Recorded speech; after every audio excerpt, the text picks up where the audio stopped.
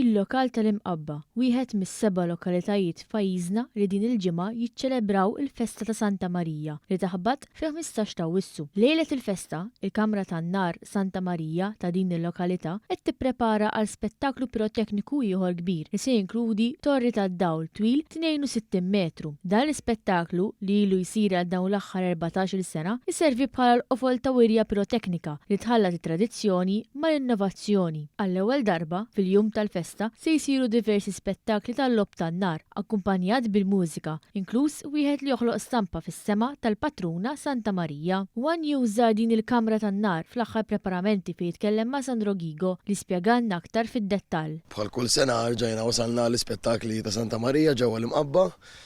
Fil-14 għandna l-ispettaklu ta' bħal kull sena tat-Tower of Light.